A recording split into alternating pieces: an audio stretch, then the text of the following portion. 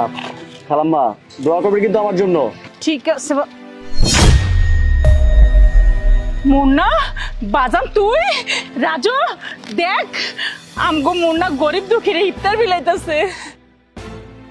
এই আপনাদের কোনো কাজ কাম নেই?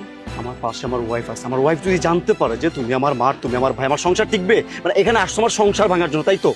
আমি বুঝতে পারছি, ভালো মতো বলতেছি, এখান থেকে যাও। তোমার মাকে তুমি এখান থেকে এই মুহূর্তে যাও।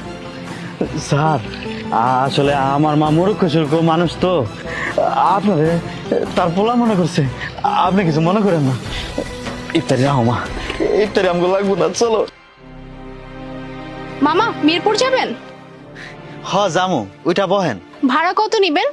যেটা ন্যায্য ভাড়া এটাই আপনি আমারে দিয়েন। মামা আপনাকে তো দেখে মনে হচ্ছে অনেক ক্লান্ত, মুখটাও বেশ শুকনা শুকনা। আপনি কি আমাকে ইফতারের আগে পৌঁছে দিয়ে আসতে পারবেন? পারুম ম্যাডাম, পারুম। আসলে হয়েছে কি ম্যাডাম, ভোরবেলা ঠিক মতো চেয়ারি খাইতে পারি নাই, কালকে কামাই করতে পারি নাই তো, তাই ঘরে বাজার নিয়ে আইতে পারি নাই, ওই পানি খাই রোজা রয়েছি। তাছাড়া আজকে রোদটা অনেক কড়ায়, এই জন্য একটু কষ্ট হইতাছে। আমি আপনার ঠিক মতো বাসায় পৌঁছে দিতে পারবো।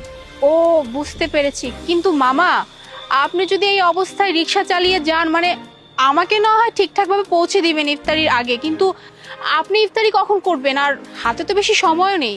আমি তো ম্যাডাম বাসায় যাই ইফতার করি না, ওই ইফতারের সময় হলে এক বোতল পানি কিনা রাস্তার মধ্যে ইফতারটা সারালাম, এটাই হয়ে যাবো আমার। কি বললেন? বাসায় যাবেন না কেন? আপনার বাসায় কি কেউ নেই? আপনি কেন বাইরে ইফতার করবেন? আছে, মা আছে। ও আচ্ছা, মা আছে, আর কেউ নেই বাসায়?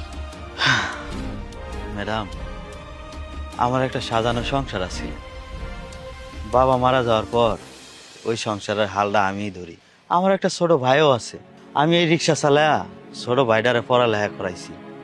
চিন্তা করছিলাম ছোট ভাইটা মানুষের মতো মানুষ হইব, বড় চাকরি করব, সংসারের হালটা ধরবো, আমার একটু সহযোগিতা করব, আমার আর রিক্সা চালাইতে হইব না।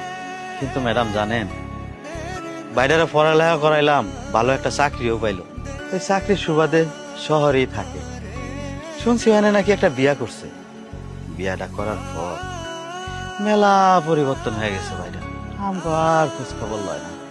আমরা কি সুখে আছি, কি খাইতে আছি, কি করতে আছি, কই থাকতেছি, কোনো খোঁজ খবর লয় না।